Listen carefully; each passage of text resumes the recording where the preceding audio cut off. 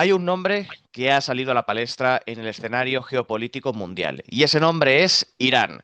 Empezamos el año hablando de Venezuela. Un protagonista también en esa historia fue Estados Unidos, como ustedes ya saben. Aquí tuvimos a Luis Efraín, el secretario de propaganda de la Comunión Tradicionalista Carlista, precisamente, que debido a su origen venezolano quiso darnos su opinión y su vivencia personal en torno a la situación de Venezuela. Hoy le toca a Irán y de nuevo Estados Unidos es el protagonista de esta historia. Bueno, un protagonismo compartido con Irán, al fin y al cabo. ¿Qué es lo que está pasando en Irán? Porque siempre que ocurre algo en Oriente Medio, aquí en Europa pues se empiezan a escuchar muchas cosas, pero no terminamos de comprender, no terminamos de enterarnos exactamente de qué es lo que está sucediendo allí. Ya nos queda muy lejos, no entra dentro de lo que consideramos el mundo occidental y entonces las noticias son confusas. Vamos a dejarlo en que son confusas.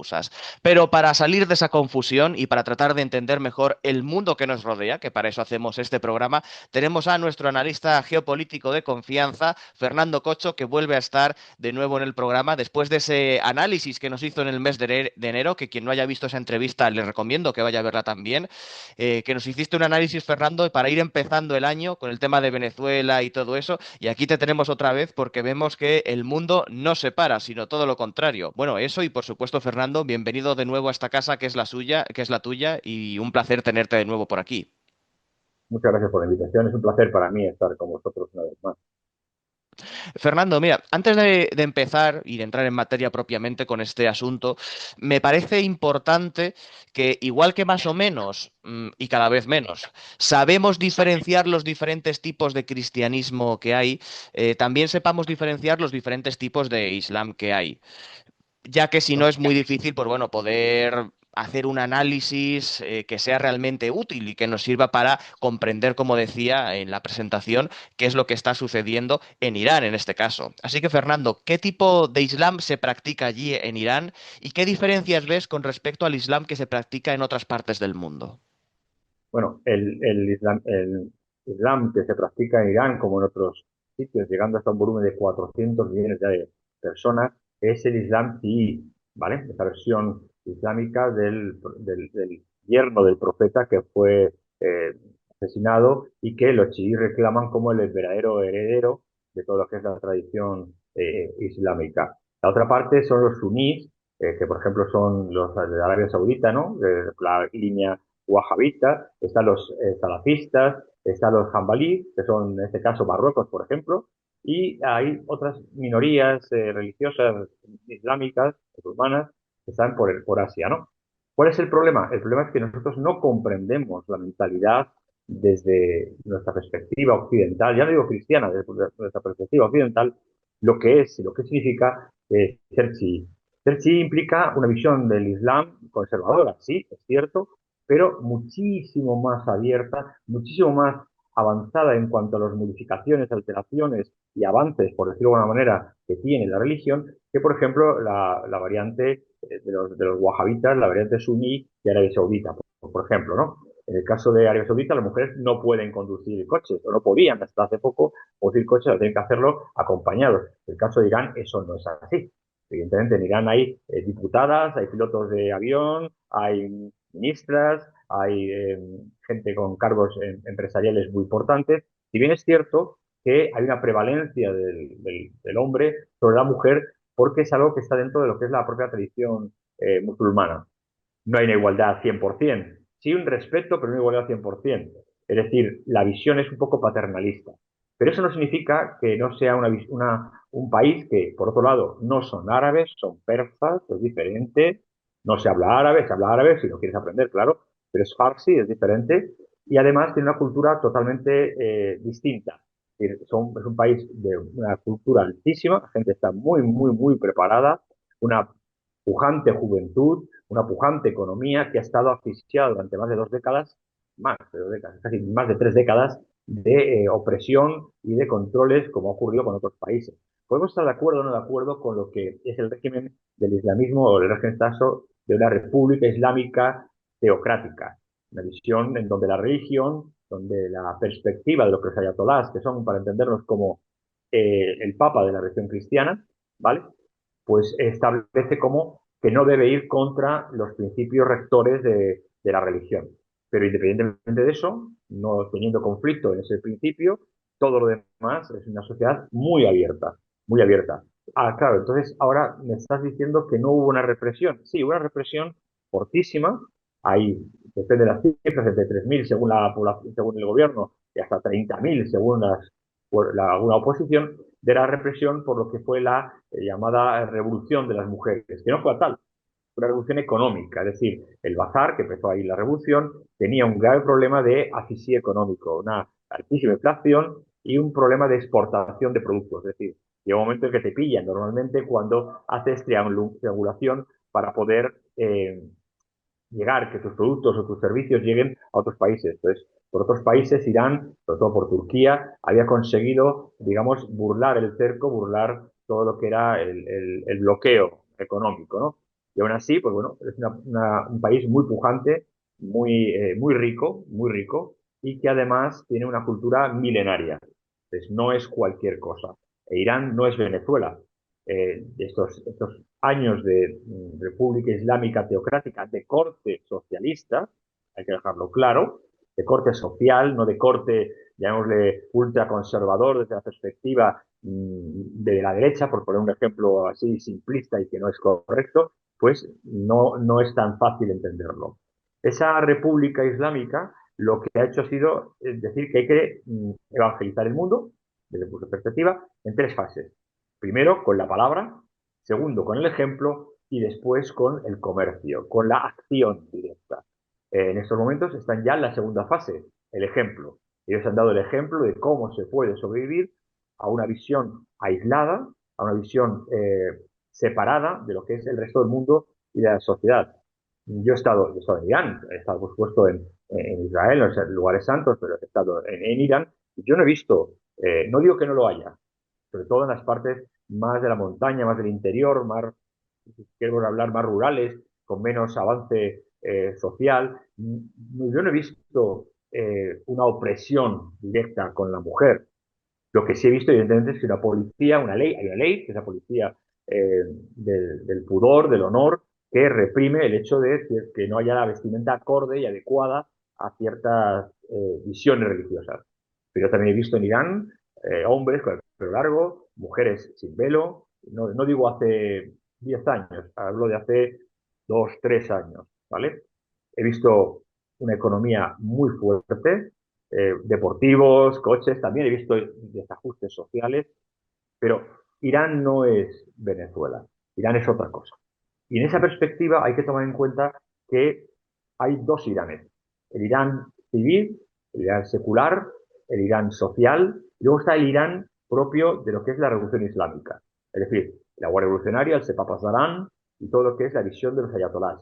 Para entendernos, y esto es totalmente erróneo, ¿vale? Lo que voy a decir ahora, pero para entendernos, es como cuando en la Segunda Guerra Mundial, en la Alemania de Hitler, estaba el ejército regular, la Wehrmacht, y luego estaba el ejército del partido, la SS. Pues aquí es igual, muy parecido.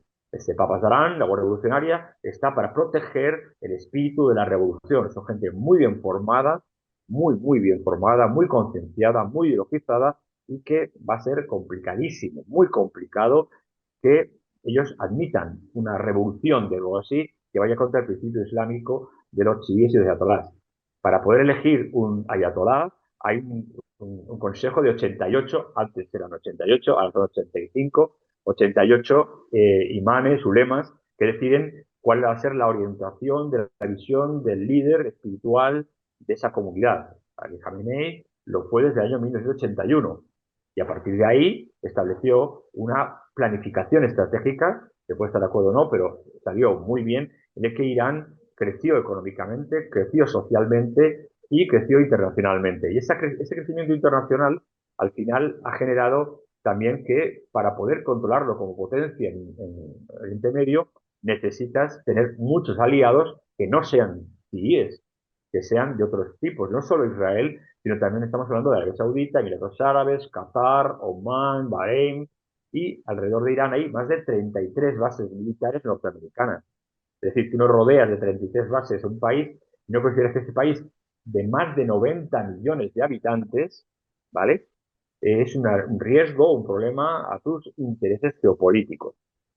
El problema reside en cómo actúas contra ese régimen si consideras que es un régimen no legítimo o un régimen inadecuado. Entonces, la acción militar es la que ha optado Estados Unidos. Al igual que Israel, hace ya casi un año, hizo un ataque, ¿no?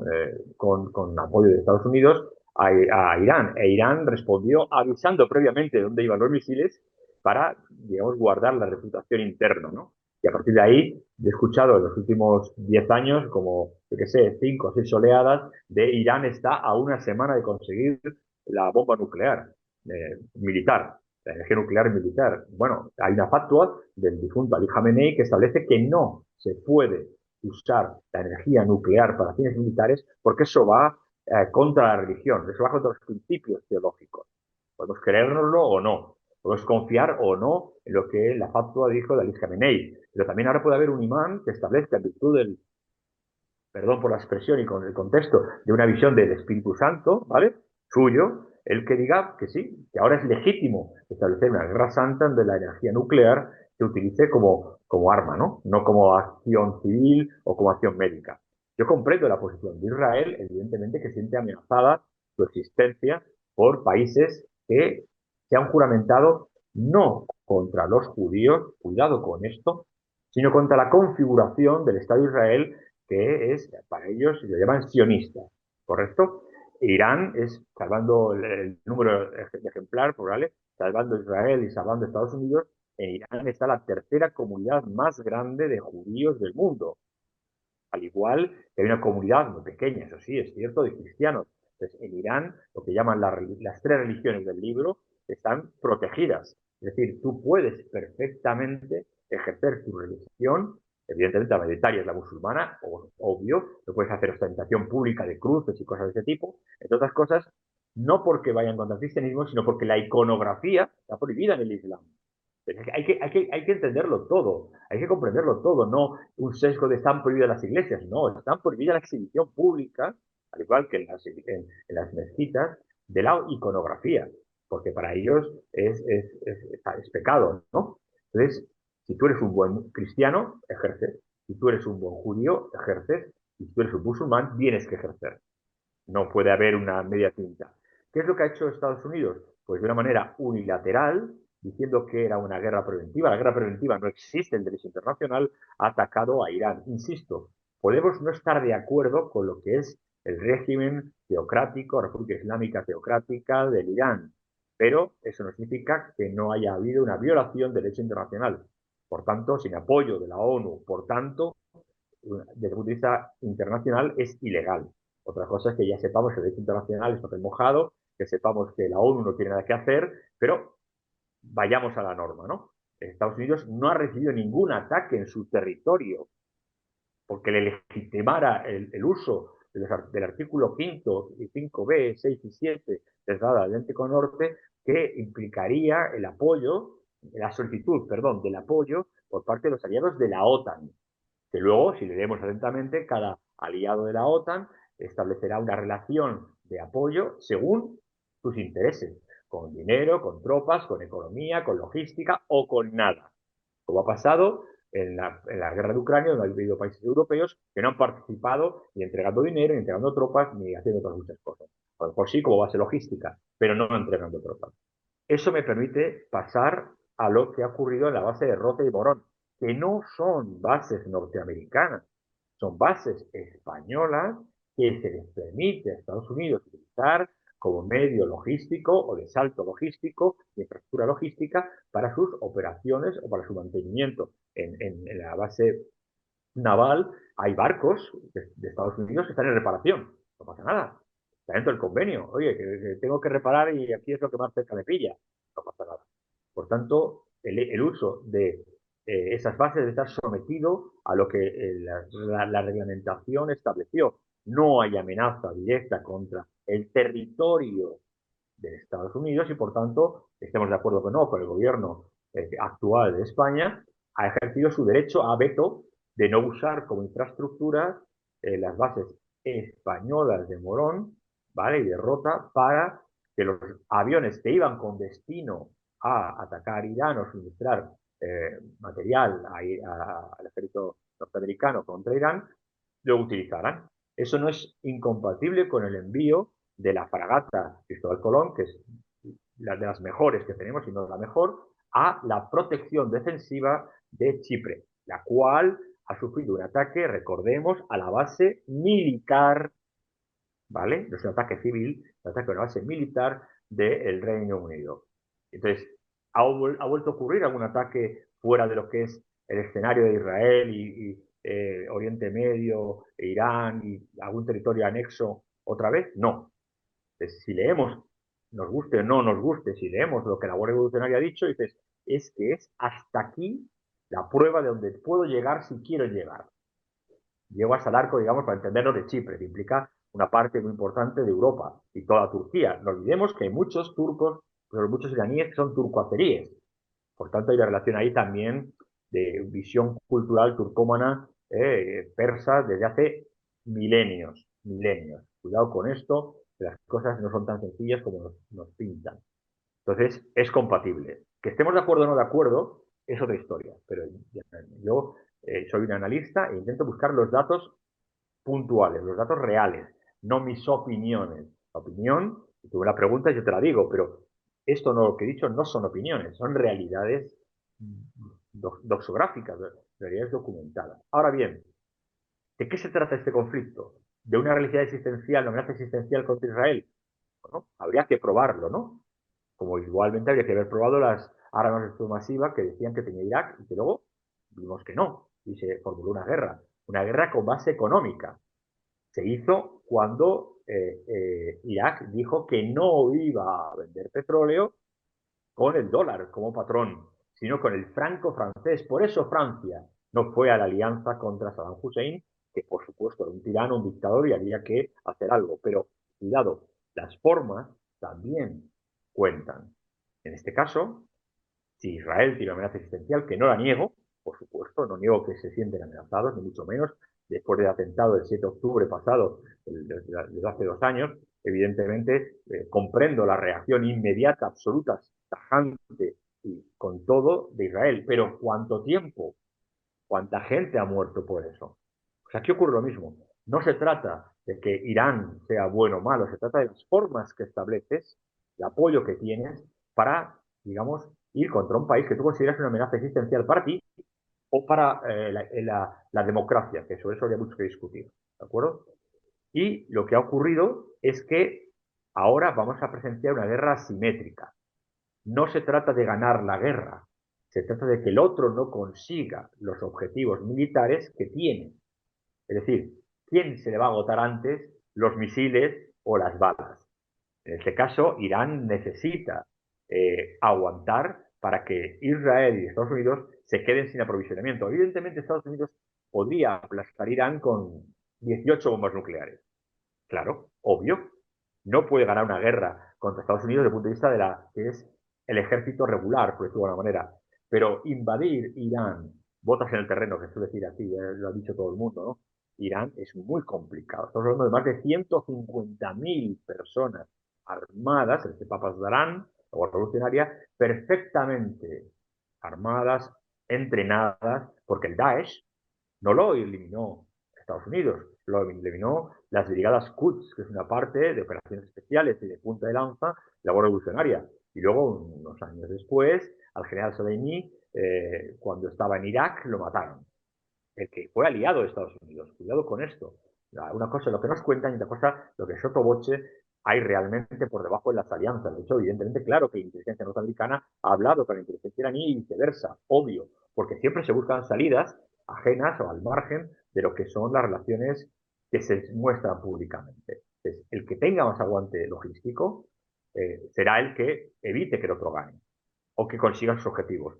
Irán es un país muy complicado, geográficamente muy complicado, es muy grande, más de 90 millones de habitantes y con muchas etnias incorporadas. Ahí tenemos, por ejemplo, los chiíes que han dicho que de Irak, que han dicho que van a ir contra Estados Unidos. Ahí tenemos los no chiíes de Pakistán que han atacado el consulado de Estados Unidos en Karachi. ¿Vale? Eh, Ahí tenemos, por ejemplo, los kurdos que han entrado en Irán defendiendo la parte suya de sus intereses, también pisoteados durante décadas por todos, incluidos Estados Unidos sobre todo. Y eso es lo que realmente se está jugando en Irán. Eso es lo que realmente se está jugando en Irán. Entonces, pretender una revolución por matar a ayatolás es no comprender lo que es Irán. Si me dices que hubieran matado a los 88 ayatolás, a los ulemas, entonces sí, evidentemente la República Islámica teocrática no tendría un líder espiritual, pero no ha sido así. Si me dices que matas a los más de 1.500 según el procedimiento administrativo, en la propia ley del artículo 111 de la Constitución iraní, ¿vale? Que hablamos de Irán, pero no leemos sobre Irán, ¿vale? Entonces, si matas a los 1.500 oficiales de la Guardia Revolucionaria, entonces sí, puedes darle un golpe al Sepa Pasdarán, pero si no, no, porque ellos no ven la muerte como solo una victoria, sino como un martirio. No son propios de hacer atentados terroristas, son propios de morir en la guerra. Son chiíes, no son sunís, no son wahabitas, no son salafistas, son otra cosa. ¿Estamos de acuerdo o no de acuerdo con ellos? ¿De acuerdo? Yo no estoy diciendo estar de acuerdo con el gobierno de Irán, con la República Islámica Teocrática de Irán y con los ayatolás, pero eso no debe nublar mi concepto de lo que es un análisis. Y eso es lo que estamos viendo. ¿Hasta cuándo? Calcúlale un mes. ¿Por qué? Porque sabemos lo que cuesta un interceptor, sabemos cuántos interceptores pueden llevar los buques de Estados Unidos y sabemos más o menos cuántos interceptores necesitaría Estados Unidos para atacar o eliminar los ataques de Irán. ¿Vale? Eso está bien, pero ¿cuántos drones tiene Irán? ¿Cuántos misiles de características tiene Irán? Irán tiene más de 14 tipos de drones diferentes, los Shahed diferentes, los cuales muchos de ellos han ido a Rusia para la guerra con Ucrania, bajo nombre geranio, por cierto, en ruso, ¿no? Entonces, hay que verlo todo, Rafael, hay que verlo todo. Ujú. Mira, antes de entrar en materia, porque me gustaría que, ya que se está hablando mucho de Irán y en algunos casos echando de menos, por así decirlo, entre comillas, la monarquía persa, en la persona del Shah, se ha aprovechado mucho para recordarlo, por lo menos. Antes de eso, me gustaría compartir contigo unas declaraciones que he escuchado varias veces desde hace unos días, en las cuales se afirman que hacer estas distinciones que acabamos de hacer gracias a ti sobre los diferentes tipos de Islam que existen es una tontería propia de subvencionados, literalmente. Porque el Perdona, Islam es Islam y sí, sí, porque el Islam es Islam siempre. En España estamos viviendo un proceso de islamización peligroso y bueno, yo no soy precisamente, y creo que lo sabes, sospechoso de islamofilia. Pero claro, realmente hacer ese tipo de distinciones se puede considerar una pérdida de tiempo. O sea, hacerlas, que es lo que han peor, querido decir con esas declaraciones, es peor. justificar la represión que ha existido en Irán y de la cual también nos has hablado. No, no, no, por supuesto que no. Pero eso es la brocha gorda. No, no, no, vamos a ver, la islamización que sufre Europa no es por parte de los chiíes. Cuidado con Exacto. eso, ¿vale? El problema que tenemos en España es partidario. Insisto, estoy hablando de globalidades, no estoy hablando de personas, ¿vale? Ni de religiones en tal. Eso ocurre con problemas con gente de Marruecos, no ocurre con chiíes. La comunidad chií en España es muy pequeña y es una comunidad que ha vivido en paz, en tranquilidad y es muy próspera económicamente y ha conseguido salir adelante. Entonces, tenemos que ver, por ejemplo, las declaraciones del embajador de Irán hace 4 o 5 días donde dice que España ni de lejos es un riesgo, no tiene ningún riesgo de ser atacada, ni le ven como un enemigo en Irán, todo lo contrario, tenemos más de 400 años de relación diplomática entre España y Persia, entre España y lo que ahora es Irán. Cuidado con eso. Entonces, no, no, no, hay que hacer distinciones. No, podemos no estar de acuerdo con la visión del Islam, por supuesto, obvio, obvio. Podemos no estar criticar la represión del Sepapas Danán, de la Guardia Revolucionaria, criticar la visión de la mujer que tiene ciertas partes del Islam, pero eso es brocha gorda. Cuidado, no es lo mismo. Criticándolo, puedo criticándolo, lo que ocurre en Irán, lo que ocurre, por ejemplo, en Arabia Saudita. Para nada. Lo que yo he visto en Arabia Saudita no es lo que yo he visto en Irán. Lo que yo he visto en Israel no es lo que he visto en Irán. Lo que yo he visto en otros muchos sitios, incluso en España, no lo he visto en Irán. Hay que tener mucho cuidado con esto. Entonces, sí, vale, podemos no estar de acuerdo con la visión musulmana, islámica del mundo. Perfecto. Pero eso no significa apoyar el régimen de los ayatolás. No es no criticar la represión, que digo que sí, que existe. Correcto, claro que sí. Y hay que atacar y criticar y denunciar esa represión, obvio. La ley iraní, por ejemplo, establece que los hijos son dueños del padre hasta que cumplen los 10 años. Eso no tiene sentido. La visión paternalista hacia la mujer no tiene sentido. Pero cuidado, es que su visión religiosa, salvando las distancias, por favor, estoy hablando a grandes rasgos, es como España o Europa en el siglo XV, XVI. Y yo recuerdo en el 1964 mi padre tener que firmar el contrato de trabajo de mi madre porque la legislación lo permitía. O sea que cuidado, es que no estamos tan lejos, ¿vale? No estamos tan lejos de lo que nos creemos aquí, el ombligo del mundo, el ombligo de la civilización, el ombligo de la verdad. Sobre todo cuando tampoco esa verdad la dejamos salir cultivando, conociendo y leyendo sobre nuestras raíces y le hemos despreciado sistemáticamente en las últimas, digo un número, 3, 4 décadas. O sea que tampoco somos aquí nosotros dignos de alabanza y de honorabilidad. Entonces, sí, criticamos, sí, rotundamente, absolutamente, lo que es la represión de minorías, de personas que no piensan o que no siguen los preceptos de la República Islámica Teocrática del Irán, pero eso no justifica la acción de Israel, ni justifica por sí mismo la acción de Estados Unidos.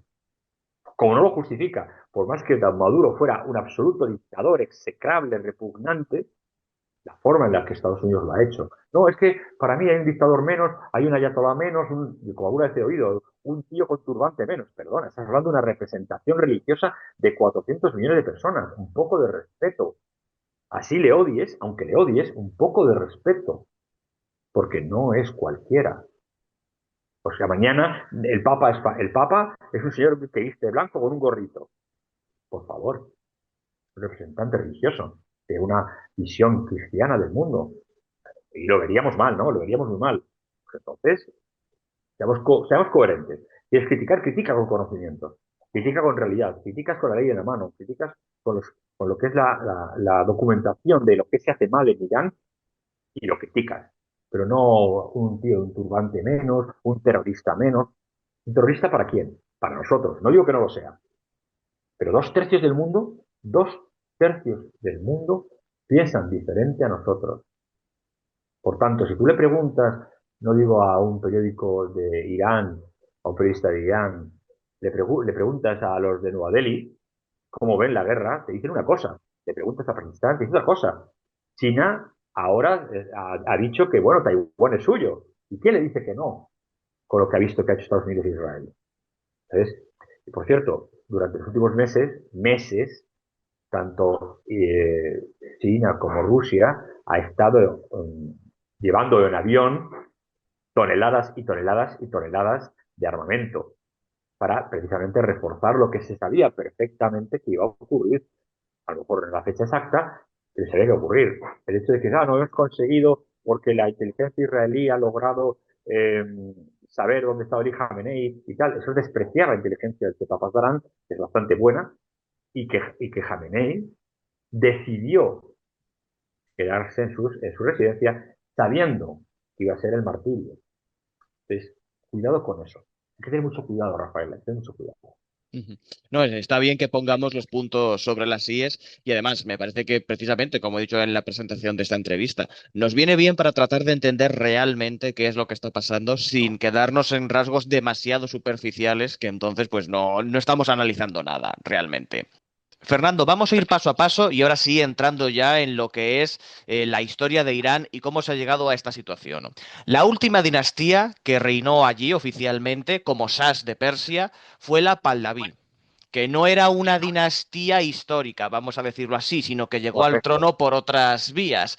¿Cómo fue Correcto. el ascenso al poder de esta dinastía y qué supuso para el país? Pues bueno, fue un ascenso de esta dinastía con un apoyo y un golpe de Estado, para entendernos coloquialmente, aunque no fue exactamente así, con ayuda de países occidentales. Y fue una visión del Shah de Persia, Reza Pahlavi, que fue un enriquecimiento de las élites y una pobreza del pueblo. No fue un beneficio para el pueblo. Si no estaríamos hablando de una revolución que ocurrió en el que había partidos liberales, partidos comunistas, que querían una visión diferente de Irán y que todos se aliaron contra el Shah. ¿Por qué ganó el Ayatollah Khomeini y no ganaron otras secciones de esa oposición, los liberales, etcétera? Como por ejemplo se le acusa al actual presidente Pezeshkian, se le acusa de ser liberal y muy moderado, demasiado moderado, y es el presidente de Irán, cuidado, elegido. Por tanto, fue una visión necesitamos un revulsivo contra el Shah de Persia que no quiera al pueblo. Y en esa revolución, insisto, de origen religioso, de corte socialista, ¿vale? O social, como queramos llamarlo, de corte socialista, el Ayatollah Khomeini se ganó al pueblo y se ganó la visión de recuperar una tradición cultural milenaria de lo que era Persia y de lo que era el chiismo que estaba muy oprimido para ellos durante muchos años. Y eso fue lo que ocurrió. De hecho, actualmente el Partido Comunista en el exilio, por supuesto, porque son ateos de Irán, ha dicho que hay que apoyar a Irán, porque se ha atacado el suelo iraní, suelo sagrado iraní, su patria. Pensar que atacar a Irán ahora es lograr una revolución, es que no conocen a los iraníes. Ahora los que eran contra los ayatolás se van a poner a favor del gobierno para defender su territorio. Esa evolución de estos más de 3 décadas, del año 79, en el año 81, entró digamos, como siguiente ayatolá en lista, Ali Khamenei, como mano derecha de Ayatollah Khomeini, ¿vale? Se ha construido a base de una visión de una república social. Estemos de acuerdo o no, en el que hay ciertos principios religiosos que se han preservado y han favorecido a la población civil, en tanto que les han permitido una apertura y una visión religiosa, espiritual de su sociedad. Podemos estar de acuerdo o no, pero eso es así. Entonces, ¿qué ha ocurrido? Pues que evidentemente con represión, pero también con muy buena mano izquierda, Ali Khamenei ha conseguido configurar una visión estatal muy complicada, muy enrevesada, que es muy difícil de mantener y que está hecha para permanecer, como toda visión religiosa, para siempre. Entonces, la perpetuación del régimen está basada no en los ayatolás, sino en la estructura, la raigambre, las raíces que durante 3, 4 décadas han conseguido indicar en la sociedad. Más allá de que la sociedad es muchísimo más abierta de lo que han sido otros países que nosotros llamamos aliados del Golfo. Arabia Saudita, Omán, Qatar. Yo invito a la gente que vaya para allá y que vea cómo viven las mujeres, ¿vale? Y luego discutimos de cómo viven en Irán, lo cual no quita importancia a la represión, por favor, ¿eh? Claro. Y esa ha sido la evolución. Entonces, evidentemente, Irán, por sus principios, ve a Israel como una amenaza existencial. E Israel, la parte sionista de Israel, ve a Irán como a otros como amenaza existencial contra sí. Eso es razonable, pero entonces tendríamos que recurrir a la ONU. Y la ONU establece también dos países, dos territorios, dos religiones. Y eso no se ha cumplido. Irán ha prevalecido, Israel ha prevalecido. E Israel, con el apoyo de Estados Unidos, hace de derecho internacional lo que le da la gana. Pero si lo hace Irán, está mal. Hay que tener cuidado con esas cosas. ¿Está mal? Sí, pero está mal para los dos, no solo para uno. Y esa es la evolución. Han conseguido aislamiento y con el aislamiento fortalecimiento interno, vías independientes de economía, ¿vale? De triangulación económica, una pujanza económica tremenda y un poder militar basado en sus propias capacidades. Los drones iraníes, la ventaja que tienen es que están hechos con piezas industriales, no con piezas militares, con piezas comerciales, digámoslo así, en su 90%. Por tanto, sorteando lo que es el boicot o lo que es la opresión o lo que es, depende de lo que pensemos cada uno, el bloqueo militar de Irán. Y ha conseguido un potencial militar muy importante, aumentando su capacidad militar, capacidad tecnológica, etcétera. La, la Universidad de Teherán de informática o de medicina es puntera. No es puntera porque tenga tecnología, sino es puntera por la capacidad de formación y los aliados que tiene. Irán tiene aliados, Irán tiene muchos aliados, no China y Rusia. Irán tiene muchos aliados. Otra cosa es que no lo digan públicamente para no enfrentarse contra Israel o para no enfrentarse con Estados Unidos. En Irán hay una embotelladora de Coca-Cola original, en lo que es el demonio, ¿no? Lo que es el satanismo, el satán, el triángulo del mal. Otra cosa es que, evidentemente, Irán ha incentivado, ha creado a milicia chií de Hezbollah, que ha generado mucho conflicto, mucho mucho sufrimiento, mucha muerte en el Líbano y en el norte de Israel. Eso, de acuerdo. Otra cosa es que Irán patrocine a los hutíes que han chantajeado, eliminado, atacado a lo que... Eso es otra cosa, y lo decimos. Pero al igual que el propio Estados Unidos ha reconocido que Al-Qaeda fue una construcción suya, y mira lo que pasó. Y que el Daesh fue una construcción suya, y mira lo que pasó, para intentar desfortalecer a un grupo, a un país, que fomenta el terrorismo. Hay una frase en inteligencia que dice que tú no puedes cultivar serpientes en el jardín de tu vecino y esperar que no te vayan a picar a ti, que fue lo que ocurrió en Afganistán. Los talibanes, cuando atacaron a Estados Unidos, entramos entonces. Y 20 años después, cuando logran que los talibanes se comprometan a no atacar nunca más a Estados Unidos y sus intereses, nos vamos y dejamos a las pobres mujeres de Afganistán con los talibanes de nuevo. Eso es lo mismo que está ocurriendo ahora. Una hipocresía absoluta. ¿Que había que hacer algo con Irán? No lo niego, no lo niego.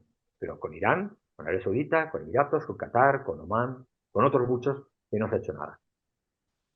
Fernando, has hablado bastante de la revolución islámica en Irán y luego me quiero detener en eso porque antes, para entender cómo se llega a ese punto, cómo se llega a ese proceso, no sé si decirlo exactamente así, me gustaría que nos centrásemos de nuevo en esa última etapa, por decirlo así, de la monarquía en Persia. Y es que la dinastía Pahlaví solo dio dos sas. Y si la llegada al trono de esa monarquía no fue, vamos a decir, normal, la sucesión de uno a otro rey tampoco lo fue, desde luego. ¿Cómo explicarías la abdicación de Reza Shah, que llegó a ser acusado de filonazi por las potencias aliadas en la Segunda Guerra Mundial? ¿Tuvo alguna consecuencia el cambio de cabeza reinante? No, no tuvo ninguna consecuencia. Realmente la dinastía Pahlaví es una dinastía que Irán, los iraníes modernos y los antiguos no respetan en absoluto. Es decir, Reza Pahlaví sabe farsi, pero académico, ni siquiera sabe el acento que tiene. Y sus hijos no han pisado Irán, él tampoco, no conocen Irán y no saben farsi. ¿Cómo quieres reinar en un país, ¿vale? De milenario si no conoces su cultura y sabes su idioma, por favor. Entonces, totalmente desfundamentada, ¿no? No se puede gobernar en un país de ninguna manera sin conocer, ser y amar a ese país de la manera que tú consideres, pero hacerlo. Es como si yo ahora me declaro rey, mis hijos, vamos a vivir a Nigeria y me declaro rey de Nigeria a mis hijos. No tiene sentido, ¿vale? O reclamo el trono de España en Nigeria. No tiene sentido. Entonces, esto es exactamente igual. Es más, Donald Trump ha dicho que no va a aceptar, que no acepta, que no lo cuenta con él para ningún tipo de transición en Irán. En Irán no hay ningún tipo de deseo, al menos hasta lo que yo sé y procuro estar bien informado, ningún tipo de deseo de una vuelta de la monarquía. Son cuatro gatos que están en Estados Unidos refugiados todos y que viven en su burbuja de cristal. En Irán nadie quiere una monarquía y mucho menos de haberla que sea de Reza Pahlaví. Quieren a lo mejor recuperar, un renacer del mundo persa, a lo mejor no de la manera de los ayatolás, pero no quieren un renacer de Persia, Irán, con una visión como la de Pahlaví, mucho menos. Así, eso es clarísimo. Ujú. Hay veces que el reinado, y lo que acabas de mencionar ahora mismo me viene muy bien para hilar eso, que también quería preguntarte, del último Shah de Persia, se presenta un poco, a mí me recuerda, salvando las distancias, claro, a cómo se presenta el reinado de Carlos III de España, un poco, Igual, que modernizó el país, era un monarca avanzado, igualitario, que se esforzaba por dejar un mundo mejor del que recibió. ¿Cuál es tu balance de ese último reinado? Y a partir de ahí, ya sí, ¿qué explicación das a que se produjera la revolución islámica que protagonizó el Ayatolá Khomeini? el hambre, el hambre. Teléfonos de oro en las habitaciones, eh, creo que fueron 50.000 pájaros que sacrificaron para cocinar en la última mega fiesta que duró no sé cuánto tiempo. Pobreza para la población, riqueza para el país. Y eso no, un rey que ama su país, que ama su población, porque un rey es el representante, entre comillas, el padre de su población, no es un buen rey. Sí, vamos a modernizar, sí, modernizar porque permitió la entrada de potencias extranjeras que evidentemente traían una manera diferente de pensar y la modernización, obvio. Pero la modernidad no está en llevar o no llevar minifalda. La modernidad no está en llevar o no llevar bikini en la playa. Eso no es la modernidad. La modernidad es el avance de la sociedad, de la cultura, de tu país, la riqueza intelectual, la capacidad de combinar las raíces milenarias. Es que antes de los ayatolás, Persia existía. Los persas nunca han invadido otro país, han defendido a su invasión, han invadido, son enemigos a muerte desde siglos, siglos de los Omeya, que es la versión suní. Por tanto, estamos totalmente confundidos de lo que es una visión. Yo no creo que Reza Pahlavi tenga absolutamente nada que hacer. De hecho, la única oposición real, estructurada, que existe es lo que se llaman los MEC, la comunidad iraní en el exilio, que tiene un brazo armado que estaban en Irak y ahora están en Albania, que son como 2000 y pico, 3000 personas. O sea, esa es la verdadera oposición estructurada, digo, fuera, y que muchos acusan incluso de ser sectario. Entonces, hay que tener mucho cuidado con esto. En Irán no solo hay cristianos, judíos, musulmanes, sino también hay seguidores de Zoroastro, hay muchas variantes, ¿no? De visiones en Irán.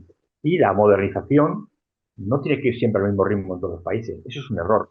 Tú no puedes imponer la modernización, aunque la quieras, al ritmo que tú la tienes, al ritmo que la sociedad, sin parar, que la sociedad puede asumir.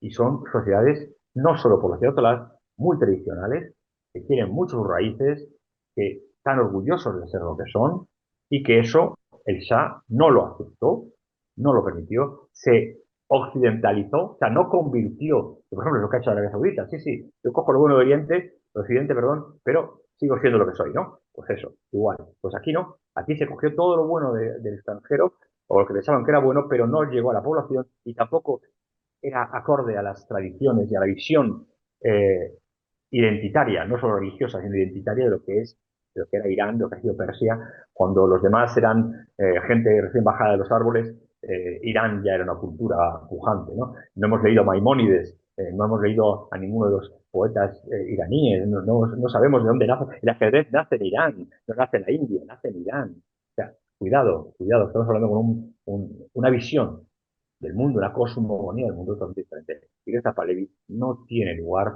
a mi modo de ver, en esa cosmovisión futura. Ujú. Los Omeya, por si hay alguien de nuestra audiencia que se haya quedado un poco descuadrado, los Omeya era una dinastía de origen Ah, sirio, para que nos entendamos, que fueron los que reinaron en el Emirato y en el Califato de Córdoba en la época de Al-Ándalus, en esa época, exacto. y desde luego con los persas y con ese mundo, pues nunca tuvieron, vamos a decirlo suavemente, una buena relación para no, para no Nunca. desviarnos del tema central. Pero fíjate, la visión que has dado, de hecho, de la monarquía como que el rey es padre, en cierto modo. Claro, aquí hemos hablado mucho de monarquía y de las funciones de los reyes. Eso es totalmente así. Y en el momento en el que el rey pierde esa visión o esa función, pues ya no tienes un rey, tienes un tirano, sencillamente. Correcto, Ya correcto. no tienes un rey, se ha convertido en un tirano. Yo insto para que la gente lo vea de una forma mucho más didáctica, no porque piense que la audiencia no es capaz de comprenderlo, sino para que lo vea representado. Yo les recomiendo que vean la película o lean el libro, por supuesto, del médico. La película del médico, donde se ve dónde está ahí refugiado en esa gran visión de lo que era Isfahan, todo la visión de la modernidad de la medicina y cómo llegaron de fuera los invasores y eliminaron todos los avances, tuvieron que marcharse los persas que estaban con la cultura. O sea, cuidado con frivolizar con lo que es un país y su tradición. Pero el Irán del futuro puede que no sea el de los ayatolás, ¿vale? Pero Irán del futuro no puede vivir, no va a vivir de, des- des- desmembrado, desarraigado de sus raíces. Los iraníes son muy nacionalistas, muy nacionalistas. Yo he estado en casa de iraníes en España y en otros países de la oposición totalmente, radicalmente anti ayatolás, y no he visto el león alado en su bandera, en su habitación, en su casa. He visto la bandera que ahora tiene Irán. Por tanto, cuidado con eso. Cuidado con eso. Son muy nacionalistas, independientemente de que estén en contra de los ayatolás. Hay que tener mucho cuidado. Mm, Mucho cuidado.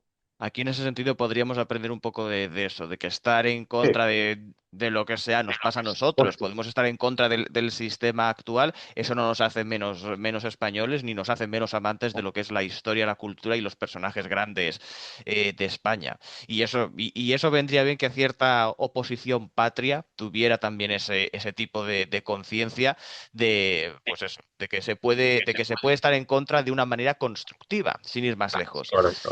Yo Y creo que ahora habría sí. que eliminar, creo que habría que eliminar lo de patria. Dejémoslo en oposición, porque patria no son Bien patria. dicho, bien dicho, bien dicho.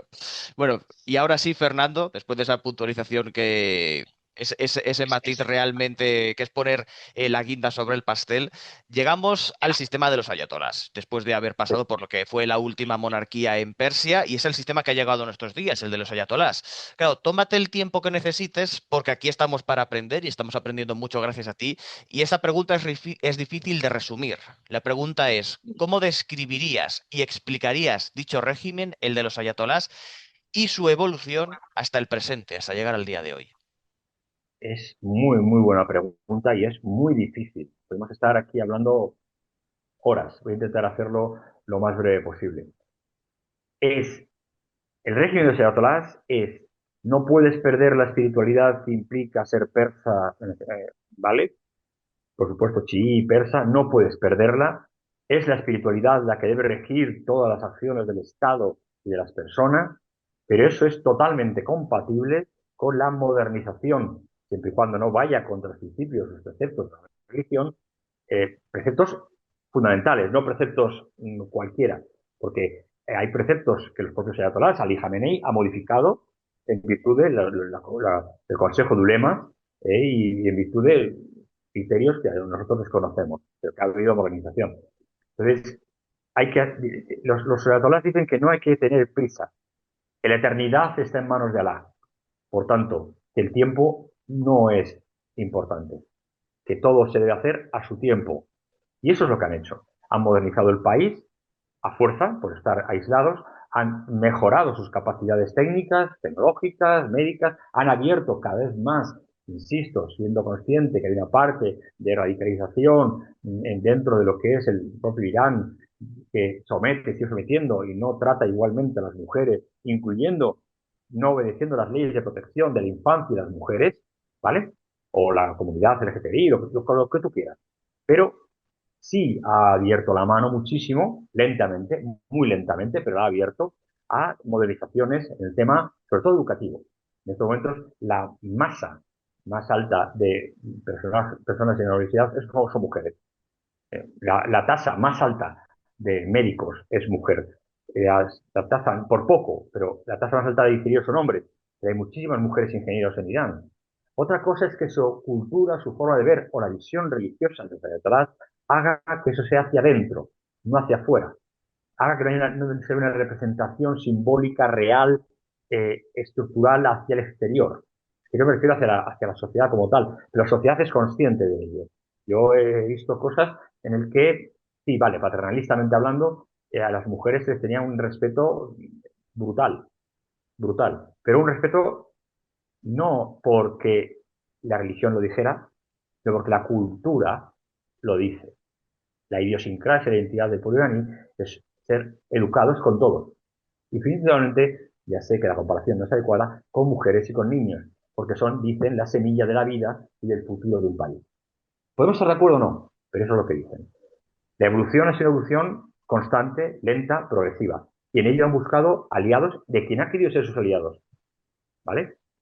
Hay Coca-Cola en Irán, ya lo hemos dicho. Por tanto, Estados Unidos está presente. Hay, por supuesto, lujo. Hay, por supuesto, coches europeos, con lo cual la occidentalización está presente. El vehículo SEPA, que es como un Dacia Logan, no quiero decir marcas, pero menos, de Renault Dacia, está ahí, muy difundido para la población.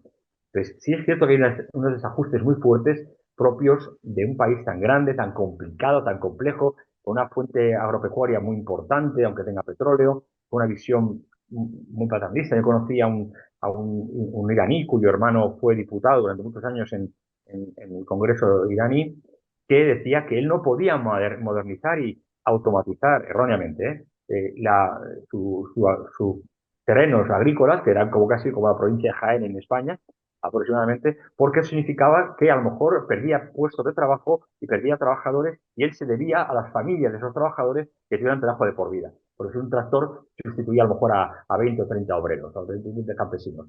Está equivocado, porque eso no significa, eso no es así. Pero bueno, él pensaba que eso era así y lo pensaba de corazón.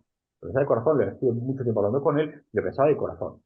Entonces, esa visión diferente es la que tiene Irán. Y esa evolución ha sido constante. Ha logrado implicar la modernidad sin perder sus tradiciones. Impulsado también por un régimen teocrático islámico, sí, obvio, pero la religión es uno de los pilares fundamentales, la creencia, la identidad religiosa, uno de los pilares fundamentales de un país. Pero en el caso de Irán, no hay un problema de legislación. Es toda legislación, la palabra última lo tienen los ayatolás porque tienen que comprobar que eso no va contra los principios religiosos que creen, con todo respeto, que han sido dados por Allah a Mahoma y ya está. El libro sagrado es el libro sagrado, pero la interpretación que han dado los ayatolás es infinitamente, llamémoslo así, abierta y benévola de lo que otros países han hecho que consideramos aliados y a los que permitimos lujos y desmanes que, por ejemplo, en Irán no están permitidos. El Ayatollah Khomeini vivía en una habitación de 2 metros cuadrados, sin ningún tipo de lujo. Por tanto, cuidado. La palabra, el ejemplo y la acción. Han hecho la palabra, han hecho el ejemplo y ahora van a la acción. Entonces, no son impositivos, no son gente que imponga nada, sino que intenta convencer y de respetar. Y por el respeto logran mucho apoyo, porque te respetan. En un sentido muy respetado cuando hablo con iraníes, incluso cuando he discrepado con ellos, fuertemente discrepado con ellos, nunca han levantado la voz, nunca han tenido ningún problema, siempre han sido amables. Ese es el Irán. La evolución va por ahí. ¿Que han financiado, patrocinado, homologado? Bien, no digo que no. Y Estados Unidos no. Israel no, y Europa no. Cuidado, los intervencionismos son malos en ambas partes. Pero si los Estados Unidos creen que ellos llevan la democracia, la libertad y se convierten en intervencionistas, ¿qué estamos diciendo los demás? Cuando la Unión Europea dice que hay que cuidar las elecciones, no sea que salgan ultranacionalistas o que sean soberanistas en países como Hungría, que tiene las elecciones ahora, ¿qué están haciendo? Un intervencionismo. Entonces, si jugamos todos al mismo baraja, jugamos todos. Irán ha evolucionado de una manera espectacular, tecnológicamente. Han hecho lo que en el refrán español es de la necesidad hacer virtud. Han conseguido avances económicos, tecnológicos, que solo cuando el techo de cristal ya les ha apretado demasiado, ha habido una revuelta totalmente comprensible y justificada por la opresión de no poder abrir los terrenos. Claro, y la opresión viene porque es una república islámica. Entonces, los bastantes países no negocian con la República Islámica porque Estados Unidos no lo permite. Entonces, esa lucha en romper el cristal de una población pujante económicamente y joven, muy joven, y el techo de cristal de no comercio con una República Islámica, sí con Arabia Saudita, pero no con Irán, entonces ha provocado un choque entre lo que es la visión identitaria y religiosa y la visión, digamos, no secular, sino civil de la sociedad. Y eso es lo que ha provocado siempre la fricción en la población. Y la represión, evidentemente, en aquellos que consideran que están, bueno, dirigidos en el orden de permanecer en la fidelidad a la religión. Son concepciones que hay que comprender enteras, no parciales. Me gusta además que hayas dicho esto porque mira, esto eh, mm, mentalmente lo estaba hilando mientras lo estabas diciendo con lo que habías mencionado de que en el año 64 pues tu padre tenía que firmar el permiso de trabajo de tu madre, porque claro, los años 60 no dejan de ser los años del desarrollismo en España y es como Correcto. si en España somos capaces de entender, aunque a veces cueste o a algunos les cueste, que son los años del desarrollismo, son los años de un gran avance tecnológico, de potenciación industrial que llevó a España a ser la octava potencia, que se dice pronto, y que eso convivía con ese tipo de desajustes o de desigualdades sociales que son incomprensibles, si somos capaces de entenderlo en nuestro propio caso, pues hombre, tendríamos que ser benevolentes o tendríamos que ser comprensivos con que en otros lados pasen convivan exactamente ese tipo de cosas, aunque que nos pueden parecer mal, pero eso no significa que en otros ámbitos estén acertando. Tendríamos que tender la mano, si pensamos que tenemos la razón, tendríamos que tender la mano para intentar conseguir que ellos avanzaran mejor, más rápido, a una visión, digámosle, para entendernos más democrática del mundo, que no fuera incompatible con la religión. Pero yo tengo 57 años. Yo he visto en misas de pueblos donde las mujeres iban con la cabeza cubierta y a una parte de la iglesia y a otra parte de los hombres separados de las mujeres. Y no estoy hablando del siglo XIX, estoy hablando de los años 80 y 90. No te hablo de hace 1000 años. Entonces, lo que hay que hacer es tender el brazo a todo el mundo para que crezcan, evolucionen y modifiquen los principios que consideren que puede hacerse y permanezcan los principios que consideren que son identitarios suyos, con todo el respeto. ¿Por qué va a ser mejor lo suyo o lo nuestro que lo suyo y viceversa? Entonces, o aprendemos a convivir con respeto o nos encontramos en una islamización del mundo, que es no tener respeto por parte, en este caso, de los islamistas. Pero es que Irán no son islamistas. Pueden ser del eje del mal para Estados Unidos, pero no son islamistas, son otra cosa. No digo que buenas, son otra cosa. Entonces, hay que tener mucho cuidado porque si cuando tú oprimes a un pueblo, el pueblo normalmente se repliega hacia sus raíces. Cuando tú le pones un techo de cristal a una población, ese pueblo, esa persona vuelve a sus raíces porque es donde se va a encontrar sentido. Y en esas raíces pueden ser raíces que a lo mejor estén desfasadas o sean raíces que sean inadecuadas para el mundo porque eran propias de invento, por favor, del siglo XVI. Pero claro, si no tienen un camino de crecimiento, de evolución de sus propios principios, porque no se lo permite, no vas a democratizar nunca nada. Es que es un problema grave, Rafael. Hay que tener cuidado con esas cosas. Ahora sí, retomando, como he hecho al principio de esta entrevista, el mes de enero, cuando hablamos de la intervención de Estados Unidos en Venezuela, un tema que, por cierto, esa intervención parece que se nos ha olvidado ya por completo. Parece Sí, que ya Venezuela ya pasó la moda de hablar de ello. Ha continuado ahí los funcionarios del régimen chavista en alianza con Estados Unidos y aquí paz y después gloria. Pero bueno, cierro paréntesis ahí. Un tema con la intervención de Venezuela que salió a la palestra y del que se habló mucho, incluso el propio Donald Trump, fue el petróleo. Y claro, sí, he llegado a oír que el petróleo de Irán es incluso mejor que el de Venezuela. Así que claro, sí, lo es. con esta situación que estamos viviendo, ¿qué futuro le espera al petróleo en general después de todos estos sucesos? Primero el de Venezuela y ahora el de Irán. Y es que todas las guerras son por motivos económicos. Todo. O sea, negociamos con Arabia Saudita y hace cosas infinitamente peores que Irán y tiene petróleo porque nos interesa económicamente y ya está. No hay otra cuestión. El intervencionismo que ha ocurrido, por ejemplo, en Arabia Saudita, leamos Lawrence de Arabia para entendernos coloquialmente y lo vemos ahí, ¿no? La lucha de planificación de Arabia, que al final ha sido una visión feudalista. Pero bueno, es por el petróleo. Trump es productor y comprador de petróleo. Y ahora se queda con el petróleo de Venezuela, que es el petróleo P50, petróleo pesado, que es para los barcos y los aviones, no es para los coches. Entonces, ¿qué ocurre en Irán? El petróleo de Irán es de muy altísima calidad y controlan por el estrecho de Hormuz, que pasa el veintitantos por ciento del petróleo del mundo. Y eso asfixiaría económicamente. Si vamos a las refineras hoy, tenemos que ha subido de 1,3 a 1,7 en algunos casos la gasolina. Diésel, pero igual. Entonces, esto puede llegar a los 2 euros, porque es una cuestión económica.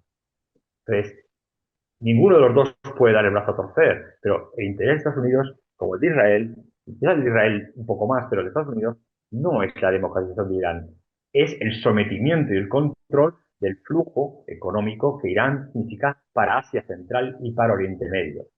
Era el único país que no estaba, digamos, del lado del comercio que Estados Unidos tenía. Y por tanto, era el eje del mal porque era el eje de oposición.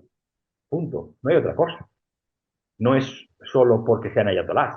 Porque si no te gustan los ayatolás, tampoco te gustan la visión de Arabia Saudita y su comportamiento con las mujeres o con los niños o con las personas. Cada vez por tres vemos noticias de este tipo. O de Emiratos, de Qatar o de Omán. Y sin embargo, no ocurre así. Son grandes aliados de Estados Unidos. O la visión en Pakistán. Y son el grandes aliados de Estados Unidos. Cuidado con estas cosas. Aunque ahora Pakistán está girando mucho hacia los BRICS y mucho hacia China y hacia Rusia. Pero bueno, esa es otra cuestión. Entonces, al final, eh, al igual que olvidamos Venezuela, olvidaremos Irán, gane quien gane, o se llegue al acuerdo que se llegue. Recordemos la guerra Irán-Irak, en la que ganó Irán, e Irán, en lugar de continuar la guerra, dijo que no, que volvíamos a las fronteras que teníamos y ya está, no hay problema.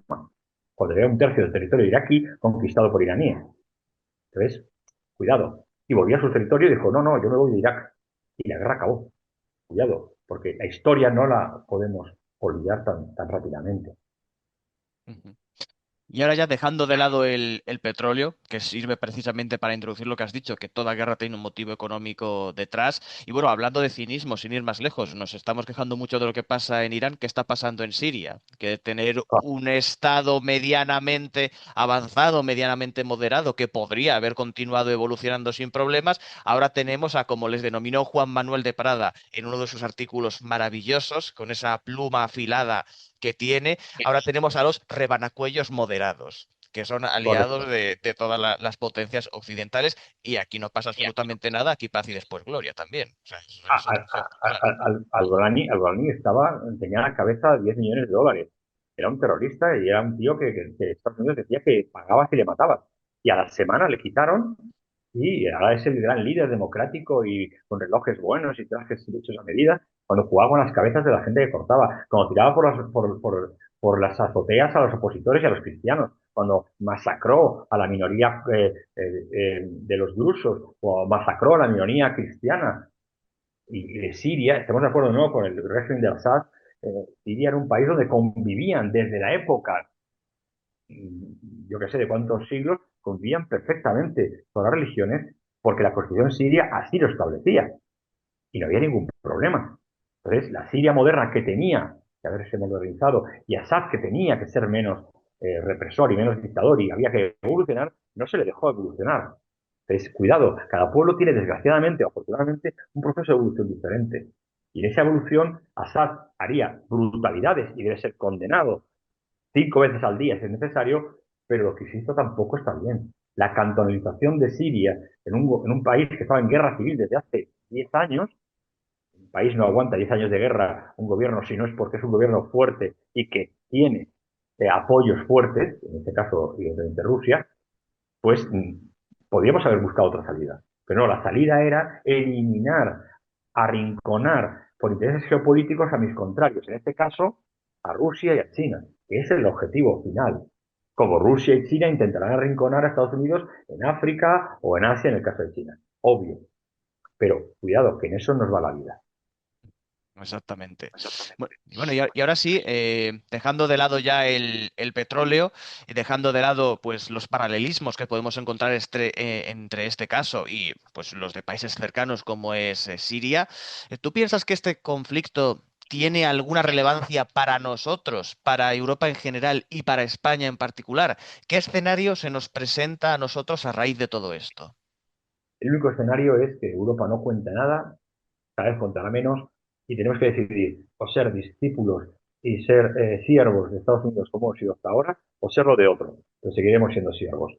Para España, que ha perdido todo peso internacional fruto de las malas gestiones de política internacional exterior, porque uno puede tener cualquier orientación, la que sea, pero si tiene una política exterior fuerte, pues entonces tiene una política exterior, la que sea, fuerte. Y si ahora de pronto el gobierno dice que no, que nos vamos a ir con China, porque tenemos acuerdos económicos brutales de beneficio económico, y eso es bueno para el país, pues vamos con China. El problema es que nos estamos enfrentando a todo el mundo porque no tenemos una política internacional sensata. Entonces, a España le perjudica muchísimo porque está fuera del horizonte ya europeo. Europa no cuenta con España. Y Europa se ha dividido en tres. En la Europa, digamos, atlantista, que está Reino Unido, Francia, Alemania, y algún otro país, y luego la que llaman la Europa de Visegrado, que es Polonia, Hungría, Rumanía, Eslovenia, Eslovaquia, que tiene una visión soberanista diferente a lo que es la Europa tradicional. Entonces, hay tres Europas, y esas Europas se pondrán a servir a los amos que mejor les vaya o que se les impongan. Y evidentemente será o Estados Unidos o será otros. Rusia o su órbita, o China o su órbita. Dependerá de la zona. Pero eso es lo que va a ocurrir. Y siempre es malo para España. ¿Por qué? Porque tenemos malos políticos. Pero desde hace ya décadas. Décadas. Bueno, quién sabe si incluso siglos, porque aquí en las entrevistas que he tenido con Javier Garisoain, con el presidente de la Comunión Tradicionalista Carlista, que nos visita siempre una vez al mes, una vez llegamos a comentar que posiblemente estemos hablando de que España lleva en esta situación 200 años, quién sabe si 300 incluso, si nos ponemos así a mirarlo fácilmente. Pero fíjate, Eso está Fernando, publicado. sí, Está sí, sí. publicado. Sí, sí, totalmente, totalmente. Pero fíjate, Fernando, claro, es que lo que acabas de comentar en esta respuesta me ha recordado algo que he leído mucho también estos días por diferentes personas, que es pues el orgullo de sentir que España está cogiendo peso internacionalmente al decir que Estados Unidos no podía utilizar esas bases españolas que tienen cedidas y que entonces nos estamos convirtiendo en un referente para Europa, que lo dijo también Borrell en la televisión hace unos pocos días, dijo, claro, es que España e Irlanda han sido los únicos países que con su oposición clara a estas acciones militares en Irán han dado ejemplo a Europa y eso nos hace coger peso internacional. ¿Tú cómo valoras estas declaraciones de Borrell que están tan secundadas por mucha gente que dice que, pues, que gracias a los políticos actuales y al gobierno actual, y no pongo tampoco nombres ni siglas, España está cogiendo peso internacionalmente y está siendo un referente ético incluso? No, España es un referente ético, pero no es un referente político. España siempre ha tenido una visión de aproximación y de tender la mano a todo tipo de pueblos. Somos, perdón por la expresión, somos la cultura, la única cultura que tiene tres polos y que nadie más tiene: Europa, África y Hispanoamérica. Y ningún otro país lo ha tenido nunca, en la capacidad que España tendría de interceder. Por tanto, éticamente sí somos un referente como país. Otra cosa los políticos. Pero desde el punto de vista del derecho internacional, de lo que es el peso internacional, no contamos y cada vez contamos menos y cada vez contaremos menos. Estamos atrasándonos, por poner una cifra, en 25 años a la capacidad de liderazgo o de escucha que España puede tener en ámbitos internacionales. Nadie nos escucha y cada vez menos. Entonces, no es así. Otra cosa es que podemos estar de acuerdo o no de acuerdo en que con una política exterior e interior fuerte decidiéramos decirle a Estados Unidos no, mis bases no. ¿Vale? ¿De acuerdo? Pero lo hacemos en una posición de debilidad, creyendo que porque tenemos ética vamos a poner oponernos a los intereses de, ya no digo Estados Unidos, digo de Europa. Son cosas diferentes, me parece. Ujú.